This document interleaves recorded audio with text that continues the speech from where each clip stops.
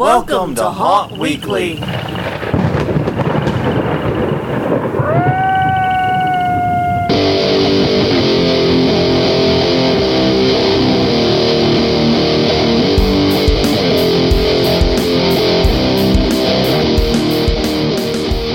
Hello everyone, I'm Jonathan. I'm Crystal. And this is Haunt Weekly, a weekly podcast for the haunted attraction and haunted entertainment industry. Whether you're an actor, owner, or just plain aficionado, we hope to be the podcast for you. And we have something very, very special this week. Cats in the room! Yes. And also, as you hear giggling, and as promised, we have brought a guest who worked at Universal Studios. Would you like to introduce yourself? I'm Dawn, and I did work at Universal Studios from... I did Halloween Horror Nights in 93, and then 94, and then from 95, and then from 95 to about 2001... So a long time. Yeah. This is how you know you're dealing with a vet when we're abstract on the exact years involved. Yeah, I could go back to my resume and see, what I fudged there. That's okay. We didn't ask her to bring her resume with her, a calendar, or anything. I apologize. But yeah, so long time, many Halloween Horror Nights in there. And before I even worked for them, I think I didn't miss a Halloween Horror Night, even as a guest. Except for when I've lived in New Orleans. And when did you move to New Orleans? Oh gosh, I broke her. I broke Dawn. Yeah, someone fix her. We were here 3 years before the storm, and then we were back in Orlando for a little while. And I've been back here for about almost 5.5 years now. Oh, Okay. So yeah.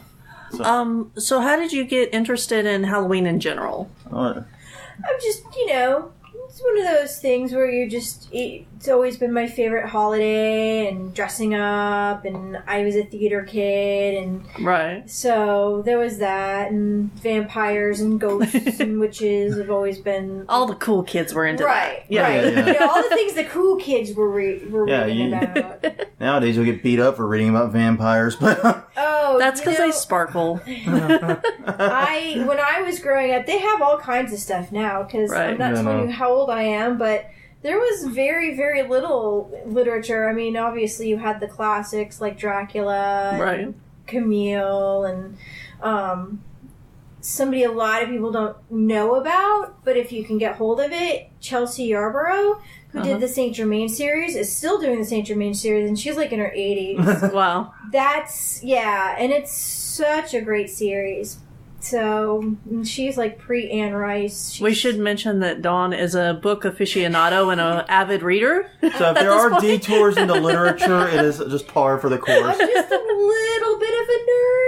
I'm eclectic. That's okay. I call myself eclectic. That's perfectly fine. We like eclectic here. Nice. Very cool. So yeah, you've always kind of been into Halloween, though. Yeah. Halloween, theater, just... And I'm going to guess, because this I think is true of 90% of haunters I know, you were going and visiting haunted houses well before you ever acted in one. I'm kind of a scaredy cat, actually. Yeah. I don't usually go I'm learning. I don't go through them, but I love putting them on. Yeah. When I was in high school, I belonged to a community theater, and every year we did a haunted house as a fundraiser. So I did that for a few years before I got hired at Universal. Okay, so that was your start. Yeah. So tell us a little bit of the community theater haunt then. What was that experience like? Well, it was cool because we actually were in a theater that had been a movie house for a while, and then it was a community theater, and it was supposed to be haunted itself, but then, we would set up the haunted house, and you'd walk through the actual, the whole theater and stage and backstage and stuff. Right. And that was really cool because we had, props and... really professional-looking costumes and stuff like that. Well, it's interesting for me because I hear all the time about theater groups putting on haunts or getting involved with haunts. That just makes sense. I mean, one of the tips we gave when talking about haunt recruiting, first place to go, your local school theater troupe. Yeah. One of the first places to turn to. Yeah. But you don't often hear about haunted attractions in theaters. I don't think I've heard of another example of that. Crystal, can you correct me if I'm overlooking something? Actually, I think Kyle might have worked in one. Yeah, Kyle. We'd have to reference Maybe. Kyle to bring him back in. But yeah, I think he might have worked. I know we had the art gallery with the Right. haunted attraction in the basement. It was called the Haunted Basement. So Yeah. they were wanting for creative names. Well, but, in my college, the theater department had a haunted house in the basement, and our whole campus is supposedly haunted. So, there's that. But you usually don't hear about it in the theater, though. Yeah. But it sounds. Phantom of the Opera was great there. Just saying. But yeah, so you got to experience like the thrill of haunting there, and I suppose that's it's what I find for people that I know that are into haunting. It's a very infectious thing. You do it once, usually kind of as a lark, Right. and then it's like bring back Halloween. Oh, Yeah. it's like you're addicted to it immediately. And so, what was it about haunting that you've discovered at that theater that really hooked you? Just getting that scare, getting the thrill of scaring other people, especially since I am a scaredy cat. Yeah. Kind of turning the tables on other people is fun. It is. It's a lot of fun. That's what a lot of us do it for. And you're not that unusual though among people who don't like going to. Don't tell her she's normal. But no, I'm thinking. Oh, no, I'm that's thinking fine. we've had plenty of people work with us that have not liked going to haunts, but love being in them. Love being in that position of power in them. I do remember the first haunted house I went through. It was some little JC. Yeah, the JC. Yes, and it was where the local little league or whatever put Right. it on, and it was man. in a tent. Uh-huh. And we were going through, and you could see the guy jumping out, and you knew, I knew I was going to be the person because you could count every third person he'd jump out. Right. And I refused. And my sister's pushing me, and she's like, he's there, and I'm like, I don't care, he's gonna jump out at me. That's how much of a scaredy cat I am. So even when everything's that's funny. fully telegraphed from a mile away. Yeah, and even the cheesy ones. Now I have been through a few of the Universal haunted houses, Right. which is a lot grander scale, but even that I kind of. Well, you So, with the theater haunt, though, going back to that, because I always like hearing how people got started in haunting. It's always fascinating. You guys would, assume paint sets or create sets, or were you just using the theater? Well, both. I mean, the theater's gorgeous. It's old-timey. Everything's plush and wood and brass, and, it's the perfect setting. But then, we would put up sets and stuff like that, and, especially since we took it wound through backstage where a lot of it wasn't as pretty, so we'd have to do things. And Yeah. the good thing about that is we could paint the room and just repaint it when it was over. So Right. we were able to do a lot of that. So Well, that's good. Yeah. Yeah, That makes it a little bit I easier. really do love, in general, haunts that have a place like that. That's cool naturally without a lot of mucking about. Right. Like the mortuary here in New Orleans has that. Mm-hmm. The Abyss in St. Louis had Yeah. that. Even though you couldn't flipping see it in the Abyss. Yeah. So goddamn dark. Beautiful cave structure underneath St. Louis. oh, that's cool. Totally spooky, totally scary. Could not see a goddamn thing. It was No. so dark. The only reason I know it was a cave structure was because one little light was pointing up at the ceiling The at wrong one way. spot. Like someone bumped us. I go, look, a cave. It's like, wow, atmosphere. What do you know? But yeah, it's one of those things. But yeah, I do enjoy those types of things, and it's really cool when you've got that to start with, because most haunts are starting in metal buildings or warehouses or Yeah, what have you. And it's tough. You've got to work your ass off to build up that ambiance. Yeah. Where if you've got a cool building, it's like, done. Even with Universal, as obviously high budget they have, they still have to, they kind of work around the structures that they already have. yeah. Right. And when it's the sound stage, it's easy. They'll put the sets and stuff up, but they still have to work to create that ambiance. Yeah, so we haven't actually been to Universal Horror Nights. Yeah. So, do they set it up in existing buildings then? Is that what I'm understanding, that are used for other things during the year? Well, it's both. It kind of depends on the year and what's available. Right. There was, a couple of buildings that they were using. The bigger problem too is, as big as it gets, they have to change buildings. When it's little and not a lot of people are going, when they first started out, they had 2 haunted houses. The first year they opened in 90, and the first Halloween Horror Nights, which actually wasn't called Halloween Horror Nights, it was Fright Nights, was in 91. And they had 2 haunted houses. I don't remember where one of them was, but one of them, they set it up in the queue line for Jaws, because Jaws wasn't open at that point. Right. So they actually just took the ropes down and put a haunted house. And, so they actually had a haunted house in the queue line for Jaws. Wow. And I've got to say, A, admire the ingenuity. Yeah. B, really love the irony. Yeah. Making the attraction the queue line. Yeah, so it was, kind of like that. And now they have, specific places that they can set up. And there was a couple of years where they tried to do it in Islands of Adventure, but that is very, the studios, of course, is built to be a backlot. Right. So you can move things around, you can kind of change things. Right. The Islands of Adventure is very set up. Each island had its own thing. Right. And Seuss Landing, contractually they weren't allowed to use that in the Halloween. Dr. Seuss's widow would not give them permission to set up any kind of haunting in Seuss Landing. So basically, Dr. Seuss is kind of creepy and scary on his own. He is. So, and hey, I'm much. contractually obligated as an asshole to point out as Dr. Seuss, but everyone says Seuss anyways. Yeah. So, but I'm the jerk of the group. I acknowledge that. Then we would just think that you were making up something about soy sauce. Right. But everyone says it's Seuss. I think now at this point we just call him Dr. Seuss. We've given up we've given up the ghost on that one. So they only did it. But hey, I didn't realize there was a Dr. Seuss land at Universal. There is, because you've got 2. I could not on a train. You've got 2 parks. You've got the original studios, and then you have the Islands of Adventure. Yeah. And each island has a different theme type thing going. Yeah. And one of them is Seuss Landing. Okay, cool. So they could not use Seuss Landing because of the heirs to the Seuss estate. The contracts and stuff. So they he did not write his will in rhyme, I am super disappointed. Yeah, I don't know. I'm just throwing that out now. Yeah, she was very integral in how everything was set up and everything. So she's, some of that stuff she's very active with it. Yeah, some protecting it. The contracted stuff and the licensing, it's very, it's very tricky. You hear that a lot, though, about the widows and the estates being even more active and more involved than the original authors. That happened with Ray Charles's estate. That happened apparently to the Seuss estate. It also happened to the Bram Stoker estate. Mm-hmm. Right.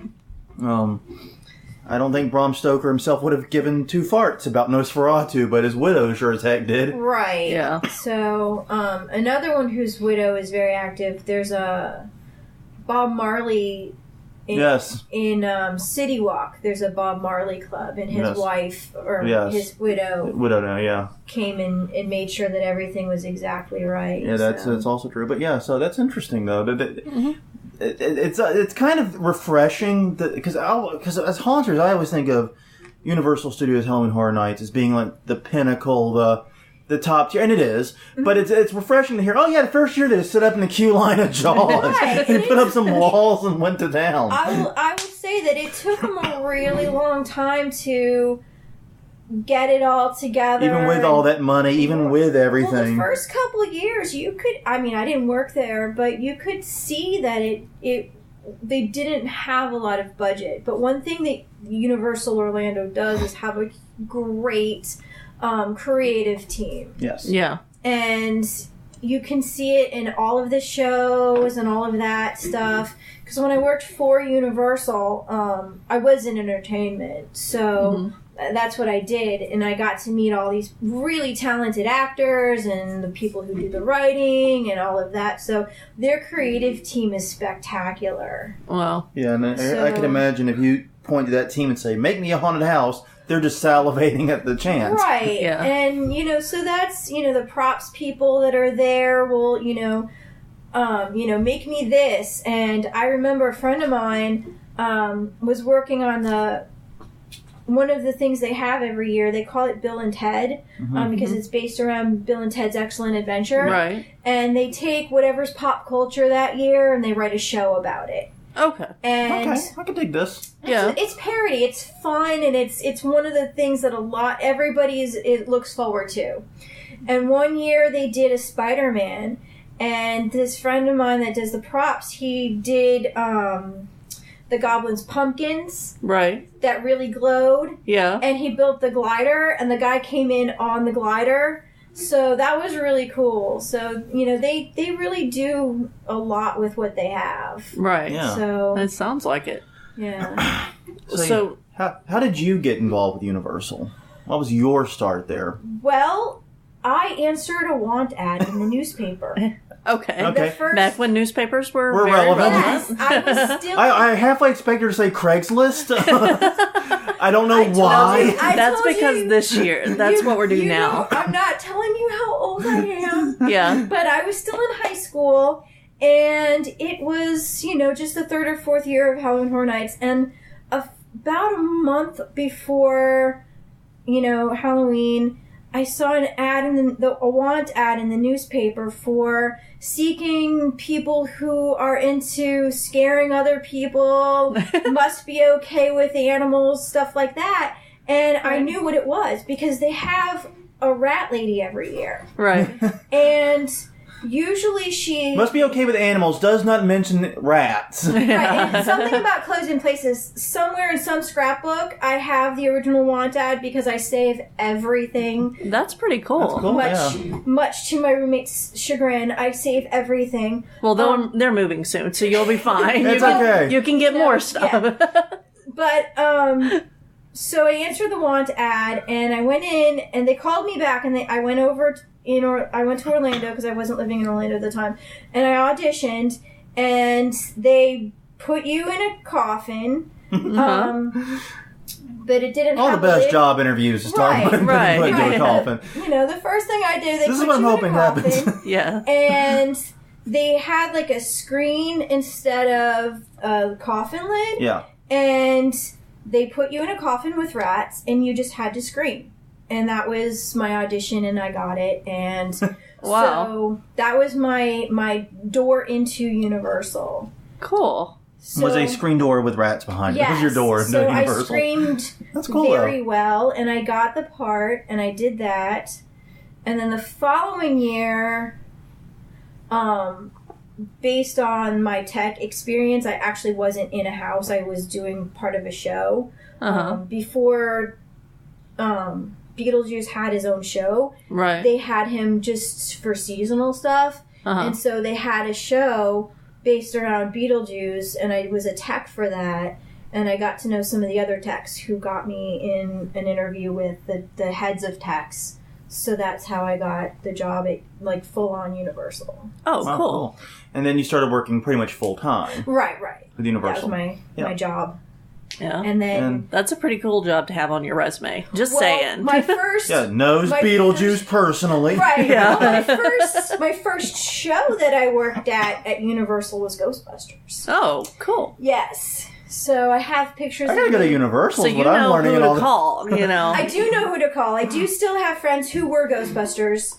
They've moved on because that show's not there anymore. But maybe it's coming back now. Yeah, it might that be would be rebooted. awesome. New movie. The firehouse is still there. The set, the facade for the firehouse. Is Yeah. still Yeah, not the actual firehouse. The actual firehouse is in New York. Yeah. There is an actual... You can go visit the firehouse. The New York backlot that we have. Yeah. It has the library, and it has the firehouse. Cool. Cool. So, Yeah, Do we want to hear this audition scream, or is that going to mess with your levels? No, not anymore. All right, fair enough. Fair enough. No, not screaming. All right. All right, fair enough. I don't know if this microphone will be able to do it justice anyways.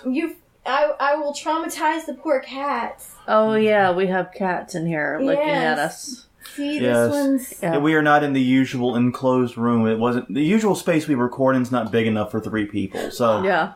it's not good enough for this, so we had to move to a different room. And this, we have to deal with cats and unintended companions through this podcast. But so far they're behaving, so shh. Yes. Don't screw it up.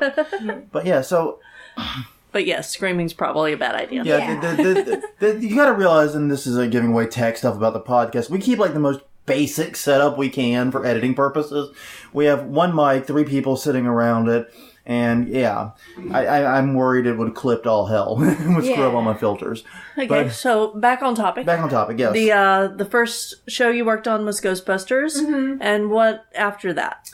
Let's see. I worked for the Ghostbusters, and then I worked for A Day in the Park with Barney. Okay, well, that's a little less exciting. And then How many kids did you kill? Just asking. did not. Oh. Want to, though? That's a different question. No, the kids are awesome. Parents, on the other hand. Okay. We know a thing about I can parents. respect Yeah. that. I think all the haunters in the world just went, yeah. I didn't work the Beetlejuice, the regular show, but I did work his Halloween show twice. Right. So I did that. I did work for Beetlejuice a couple times.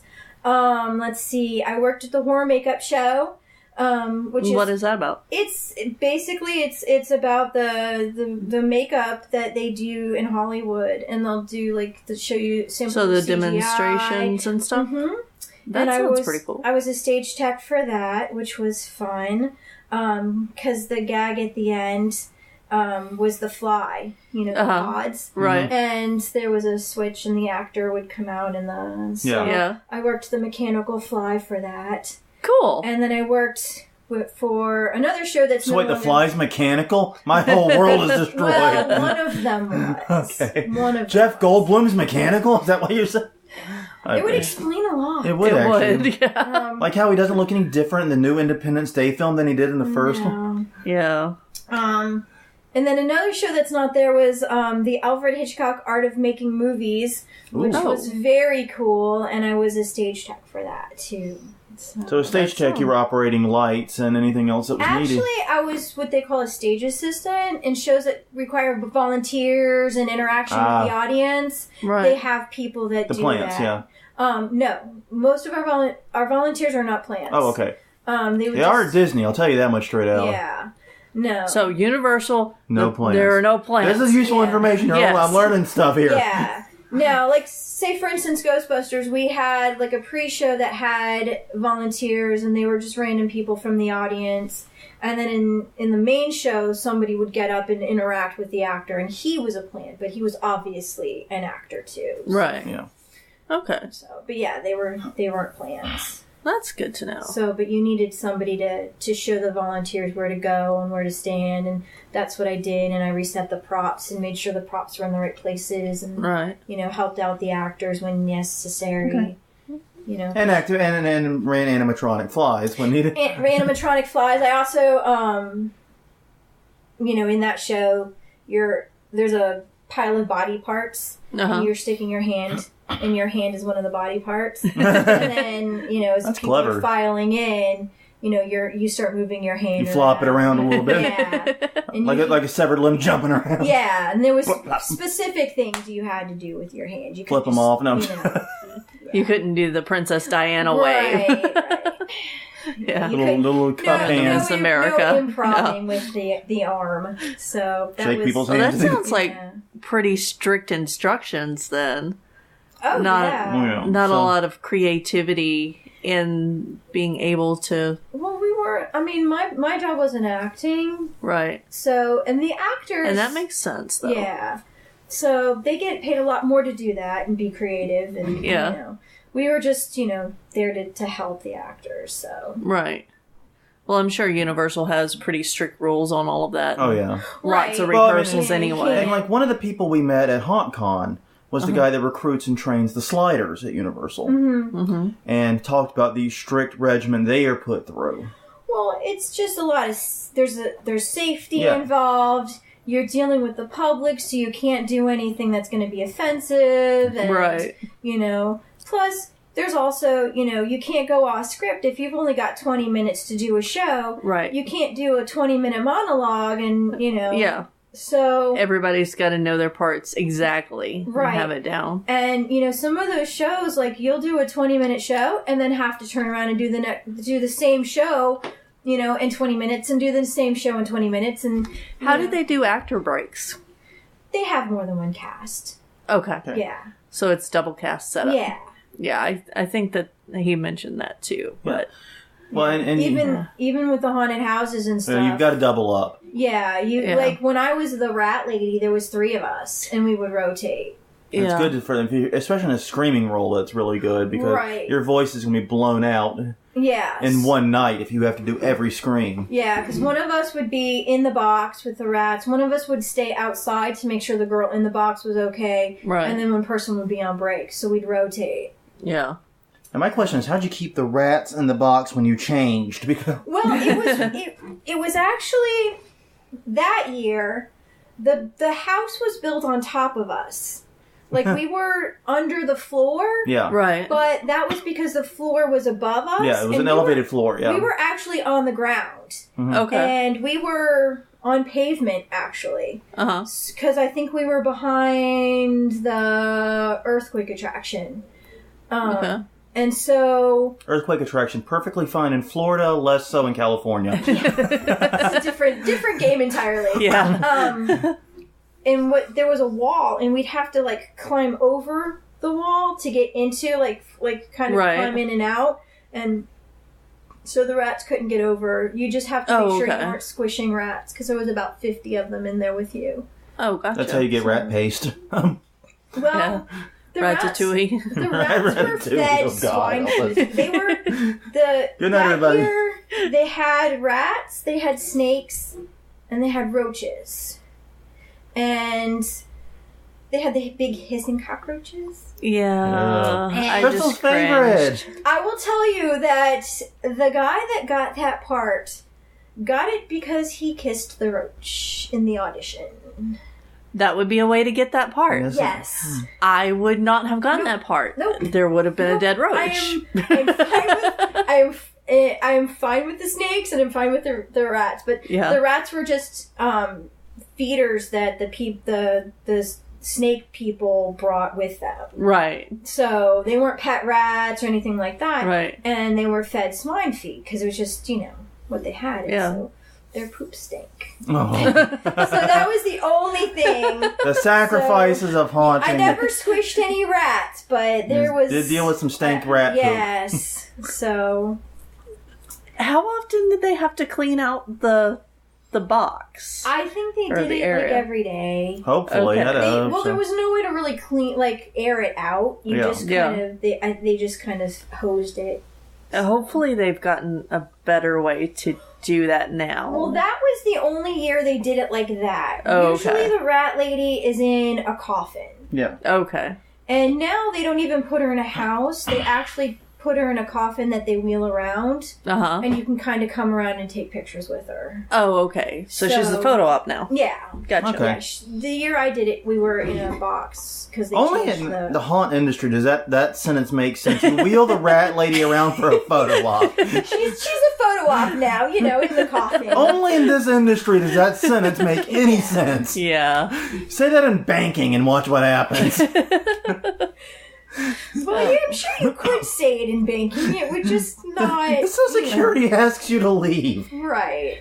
So, other than the rat lady, did you play anything else at Universal, or was that pretty much... That was my big acting gig. I like tech. I like doing, the behind-the-scenes stuff and that. And so what was... Go ahead. And one of the things about tech that I think is really, really cool is, it is kind of one of the forgotten roles of haunting. Yeah. Every haunt has tech people, even our small haunt has it. Mm-hmm. But one thing about tech I find is that when you work that, you get to see the reactions a lot better sometimes. Yeah. Yeah. Because you're not the one they're running from necessarily. Right. You're in that position where you can see it.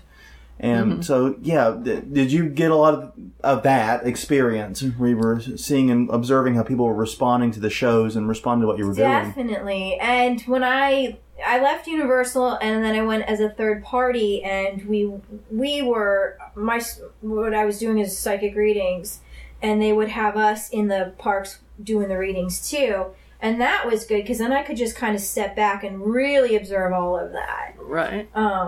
Because, watching them run from the chainsaws is always good. Yeah. And, we were set up one year, right outside. You have your houses and then they have what they call scare zones. Right. Yeah. Where you know you're going to walk through, and there's going to be people jumping out at you. There's going to be people kind of, and they're interacting, and they're not allowed to touch you. It's the same rules. Yeah. But it's usually really dark and really foggy, and there's lots of noise, and sometimes there's fire that shoots up and stuff like that. And we were right outside of like this vampire zone. And, it was sort of gothic, Victorian in the neighborhood that we were set up on the back lot. So they kind of took advantage of that, and watching people run from the vampires and whatnot was fun. So what was the best scare that you've seen or been a part of? Yeah.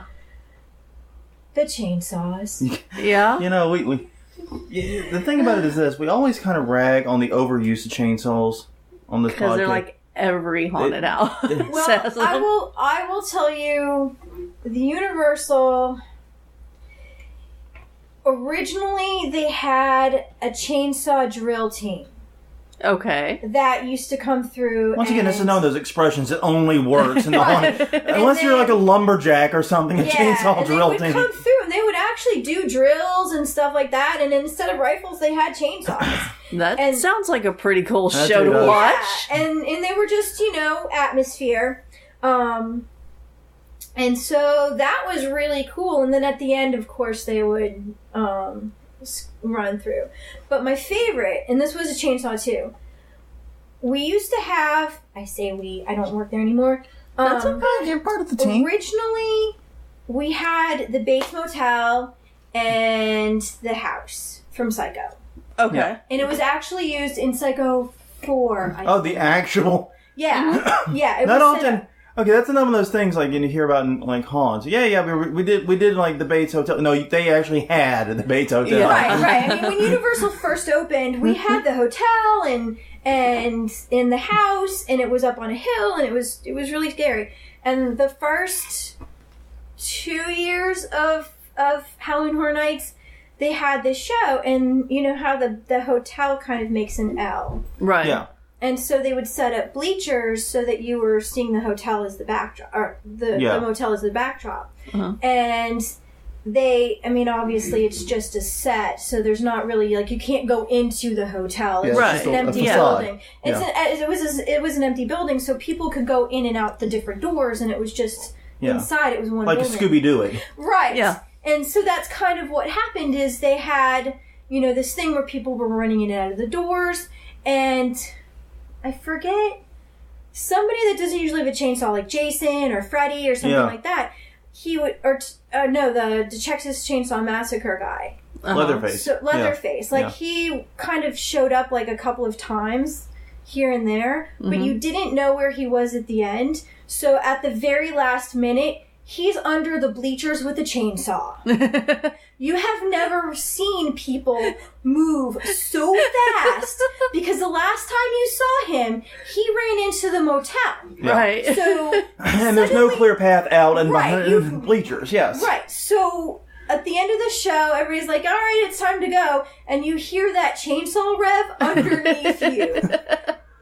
I've never seen people move so fast. That's a great way to clear out, the room. Next show's in 20 minutes. Yeah, that was my favorite use of the chainsaw. Was it was under the bleachers. Yeah, that sounds awesome. And the chainsaw is great for clearing out. We've discussed this before on the podcast. It's a great tool for clearing out. That's why you put it at the end of your haunt if you're going to use it. Mm-hmm. Is to keep people from lingering near exits and so forth, and to push people out. Basically, right. It's a great instrument for that because even people that aren't scared of it. It's the Universal playing you off in a haunt. Right, yeah. But that idea of using underneath the bleachers is pretty darn cool. I mean, I really like that idea. And that's one of the things is playing with expectations, because you go to a show at something Universal there are certain rules that come with being, I'm in the stands, I'm safe, the show is out there. Right. I'm not actually in any danger, they're not going to come scare me. Yeah. And that's the big difference, I think, between Halloween Horror Nights and other theme park, like even daytime Universal, is you're in it. Yeah. Like, you're having to walk through these scare zones where during the day, it's fine. Nothing's wrong. Everything looks good. The worst thing that might happen to you is you pay $8 for a beer. Right. Yeah. But they turn off all the lights. They put the scary music on. And there's smoke. And there's people screaming. And, they have what they call scent cannons. Uh-huh. You know how familiar with those, yeah. Yeah, so they have those all around. So you're 100% immersed, and there's no safe place. And I think that's one thing that the reason why people go to Universal Halloween Horror Nights is there's no here's a well lit place. Yeah. There's no place that you are feeling like you're safe. You're always on edge. So there's no safe zone. There's no Right. Yeah. And there's the scare zones, but even when there's not scare zones, it's still dark. You're still seeing There's shadows still a lot on of the wall. atmosphere. Right. So and you get the scent and all that. Right. So there's no real place where you can step back and say, okay, I'm going to catch my breath. You're just running from one eerie, scary place to another. Right. Yeah. That sounds pretty awesome. We'll have to try do it one year. Yeah, we're going to have to. Now, one thing that Universal is famous for is its themes. Mm-hmm. The new themes, and like I said, we've been reporting the themes that have been coming up this year already. Texas Chainsaw Massacre, I think, was one, and Poltergeist, I think, was the other. Wasn't it? Was it putting? I don't remember. I think it was. Oh, we'll look it up. It's in our show notes. But they seem to be doing a 70s thing this year so far, the themes. Yeah. What are some of your favorite themes from years gone by? Well, I've liked when they've created characters. Oh. I mean, So you don't like it when they do the movie ones? Well, the movie ones are good too, but we've had one year. I think there was Chucky when Bride of Chucky came out. I think for 2 years running, he was like the main guy. And then we had Crypt Keeper one year. I think they did a Freddy versus Jason. They probably did. I'm sure they had to. They've created they have a scary clown. There was one that was like a puppet master. So they have their own a Bloody Mary woman kind of thing. And then they did the director one year because why not? It's a studio, so it's a haunted studio. Right. The year before I moved back here after the storm. Was one of my favorites because they did the classic monsters. Yes. All of the houses were each house was based around a classic monster. And it was the year that the Wolfman was Benicio del Toro, is that how you say it? Mm-hmm. Came out, so they had a sound stage that was all, American Werewolf or the Wolfman, Frankenstein was all very steampunk and steamy, and then cool. Dracula's haunted house was Victorian, and it was actually The Exorcist. Yeah, I know. I was going to say Crystal corrected me. It was The Exorcist. Yeah. We were guessing last time that would be the next one they announced. Yeah, that's right. I remember thinking Poltergeist, but it was Exorcist. But yeah, that's the thing about Universal is they have this incredibly rich, incredibly deep library of movie monsters. Right. But even with that, they still invent new ones just for Halloween Horror Nights, which I find interesting enough. But I was just thinking about this while you were talking about all the stuff they were doing, like Frankenstein and so forth, that it's kind of like official fan fiction in a weird way. Right. Yeah. They're kind of doing official fan fiction, like even just having, Leatherface there at the Bates Motel. Right. That right there sounds like something a high schooler would have scrawled in a notebook. So then Leatherface showed up and chopped Bateman into bits. I haven't been to Universal in Hollywood, but they have Rob Zombie do a house every year. Yeah. Right. Which is cool. And I forget somebody else had come in and done one. So, going out to Hollywood, I think they even have, a little bit of a bigger budget. So yeah. But I think I'm like you, though. I like the idea of they've been creating new ones just for Halloween Horror Nights. Because, I get it. Texas Chainsaw Massacre, The Exorcist, all that stuff. It's great in advertising. It's great for getting people pumped. But the reality of it is we know those stories. We are super familiar with them and the characters. Right. So the idea of something new and that's truly unknown is, to me, even more appealing. Well, it's good because then you can come up with your own scares. You can kind of, with the storylines, you can kind of, deviate from that, and you won't have those people going, "Oh, well, that didn't happen." And that's one of the things. And that's one of the things that we do here is we oftentimes write the stories to what we have available. Mm-hmm. Yeah. What we have at our disposal, we edge the stories that way, and we can come up with really great stories that way. It's just a matter of being imaginative. But yeah, that's the difference of building and then creating a story versus creating a story then building. When your story was written in the 70s, you've got to do what you can to make your build and your acting and everything. Let's follow that. Right, and I think that's why they only did the Islands of Adventure like a couple of years in a row, because there's only so much you can do with Jurassic Park. Yeah. Yeah. And there's only so much you can do. Like, there's not really a lot you can do with this stuff that's already set in stone. Right. So I think that's why they primarily stay in the studio, because they can do so much with. Agreed. The sound stages and the backdrops and cue lines and. Yeah. I would love to have a sound stage to play with on a haunted house. I've never had that luxury. Yeah, that would be pretty awesome. One quick question that was sent in by someone. Mm-hmm. How do they handle the ticketing? So is it an additional price to get into Halloween Horror Nights? Are you able to do the rest of the park on that ticket? Do you know? It's a separate ticket. Okay. And they close the park down, they clear it out. If you've paid to do both day and night, right, then they'll give you a wristband, and if you have a wristband, then they'll cordon you off into a specific area so they can actually clear the park out, and then they can start letting people in for either with the wristbands or for the night. Right. You can buy multiple night passes if you want.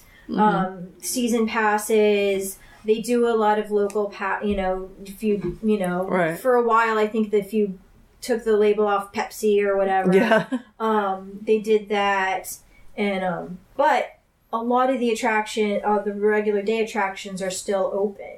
Okay, so that was my next question. Yeah, so you can do a lot of what you would see during the day, but at night without the lights and with actors and stuff. And one thing I was going to ask is, they have, usually nowadays, it's between 5 and 9 attractions, depending on how they're breaking it up. Yeah, Can you do all that in one night? No. I didn't think so. First of all, like, if you go, during a peak night, you're going to be waiting in line for a haunted house for up to 2 hours. Wow. And I mean, they're interesting lines. You'll still see people running around. They try to make it interesting so you're not just standing in line. Right. But you're still standing in line for 2 hours. Yeah. So there's only so many, attractions you can do. And then the shows they have, are, specific times. So you can only do those in the, specific times and stuff like that. So you want to go, at least more than one night. Yeah. To get it all in, or try to get it all in on a non-peak night. Okay. Right. So non-peak night would obviously be earlier in the season, because they open mid-September. Right, earlier in the season, or during the week. Fridays and Saturdays, you're not gonna. You're gonna have the line experience. Yes, if you go on a Friday night, you are going to see the line to end all lines. Go on Halloween night and. Yeah. And not even get in the doors. Yay! Right. So if you want to experience a line, which is scary enough, you go on a Friday or Saturday night. But they're usually open during the week, especially closer to Halloween. Yeah. Right. I think they, usually Monday nights and Tuesday nights, but through the rest of the week they'll be open. Right. And I'm sure our experience, because we have to visit a lot of haunts on the quick. Mm-hmm. Because we're working on our own, and we're lucky in that we're haunters that get to sneak out and see other haunts. Yeah. We're lucky to do that at all. But yeah, one of the things I've noticed is, as you said, early in the season, first weekend they're open is usually good. Or the first night they offer a Wednesday or a Thursday. Right. Yeah. So, and I think it's usually a little bit less expensive on non-peak nights too. Right, and to our listeners out there, if you've noticed what non-peak nights are in your area and you're seeing the same pattern we are, let us know. Just confirm it. We'd like to hear Other people say the same thing. Yeah, or contradict us. Heck, if we're wrong, Well, yeah. tell us. Okay, hang on. I just pulled up the Halloween Horror Nights site on my phone. They are open September 16th or the 31st, but they start opening Thursdays on September 22nd. So it's not every weeknight. It's not every night. In fact, they don't even do they do a Hell Week, the 26th or the 31st this year. But you can be there Thursday the 22nd or Thursday the 29th in September. Yeah. And it'll probably be fairly chill. They're also open Sundays, and I'd imagine Sundays are pretty Sundays are tame, too. usually pretty quiet too. Yeah. So Sundays are probably. In fact, they're open. I think Sunday the 18th of September. It sounds like a chill day. Yeah, Thursdays and Sundays, you're not going to see the crowds. Yeah. And they are open some Wednesdays later in the season too, but you got to get further down. So yeah, that's interesting. So yeah, if you were going to do a 2-night, then one of those later Wednesday, Thursdays would probably you probably be get better. everything done. Yeah. Yeah. Yeah, if you're going to go for a 2-nighter, it sounds reasonable. It's better. It makes more sense on a Saturday, Sunday, because you're not going to do a damn thing on a Saturday. Yeah. Right, Friday and Saturday, it's... Cat attack. And then the cats. Then the cat's attack. We made it 44 minutes into this episode. I was going to say, we're doing good. Quiet up until now. Yeah. Well, they were being quite good, but no. So yeah, that's actually very sage advice. I think it's sage advice with haunted attractions in general, though. If you go. But it's kind of weird, and we were talking about this when we talked about international haunting and so forth, about how in America we have haunted attractions so deeply rooted and connected to Halloween that most of our haunts are only open 2 months out of the year at the most. Well, and there's in Orlando. Well, we had Terror on Church Street for a really long time. And you could probably do two shows on Terror on Church Street. That was amazing.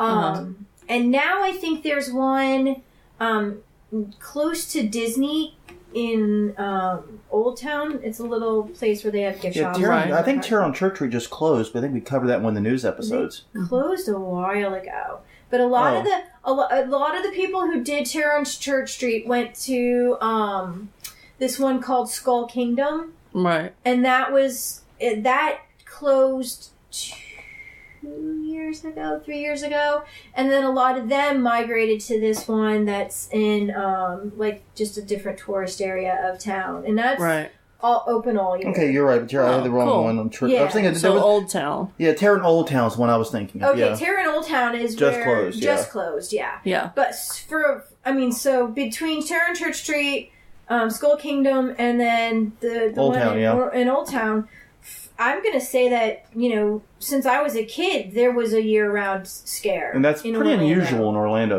It's pretty unusual anywhere. Orlando's pretty fortunate to have that. I mean, San Antonio, we were at the Ripley's there, and that's a separate conversation. That's not... Yeah. But I do know Universal is opening up a year-round Walking Dead attraction. They are in Hollywood. I don't know if Orlando's going to do it. Yeah, Hollywood. But there's always been rumors between that Disney and Universal, one of them's going to open up a scare attraction or a haunted attraction for year-round. Because Disney's got their villains. Right. Well, and Disney... And Universal has their classic monsters. Well, Disney did Alien Encounters as their... They did. It's not there. Well, I know. I'm so sad. Somebody else who experienced this. Oh, it's so God, sad. it's so tragic. But, oh my God. So for years and so much years wine and in this years, conversation right now. Since I was a kid, there's always been those rumors that Disney's either going to open the Villains Park and Universal's going to capitalize on their Universal monsters, and somebody's going to open up a park based around year-round park. Yeah, so there's always been those rumors, but there's never been anything solid. And which is sad. And that's tragic, because I think one of the best things that could happen to this industry is more year-round haunting.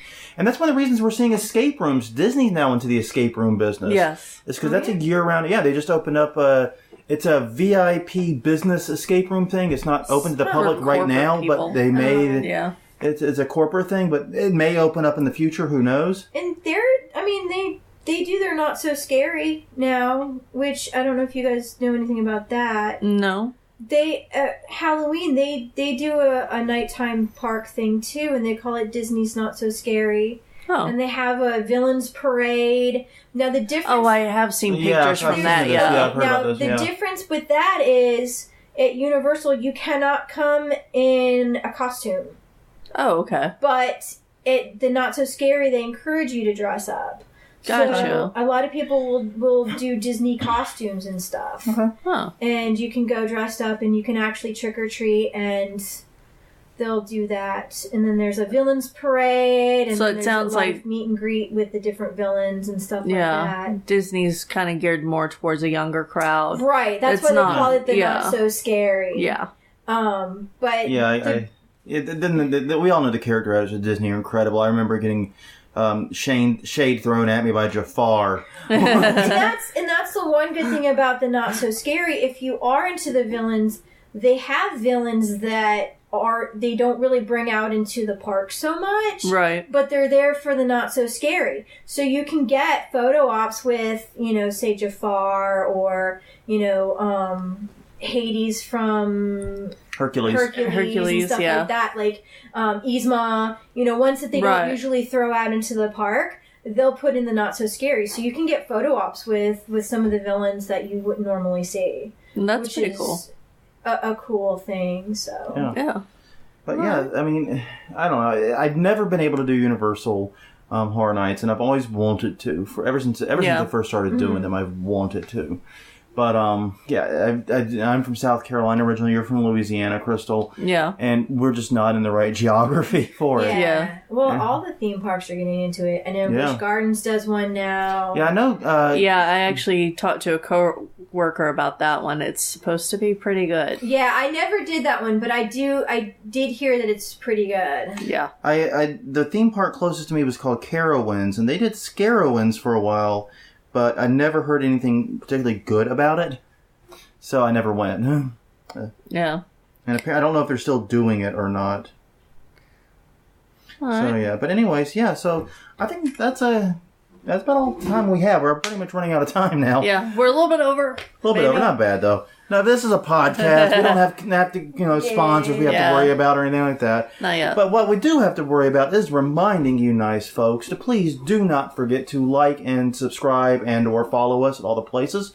First off, you can find this podcast at iTunes, Stitcher, and Google Play. Thank you, Google, again, for getting off your butt and doing podcasts. Yes. And you can find the two of us, and Dawn too, through proxy, at least this episode. Yes. On Facebook and Twitter, both at Haunt Weekly. It's facebook.com/Haunt Weekly and twitter.com/Haunt Weekly. Like, subscribe, all that jazz at those fine places. Right.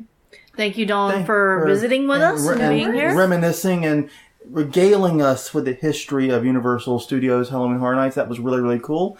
Yeah. And to those of you dear listeners, Crystal and I will be back again next week with another regular episode of Haunt Weekly. Yes, and we will put the conference reminders onto the Facebook page, as we did not go through them this time. Yes, we did not do the full conference reminder list. Sorry, we knew we wanted to jump right into it with Dawn. Right. So, and obviously, good call. Yes. The timing, good call. If you ever need somebody to talk to, I talk very, very well. Yes, you do. I appreciate that. So, yes, we will put that on the Facebook page, and we will see you guys next week.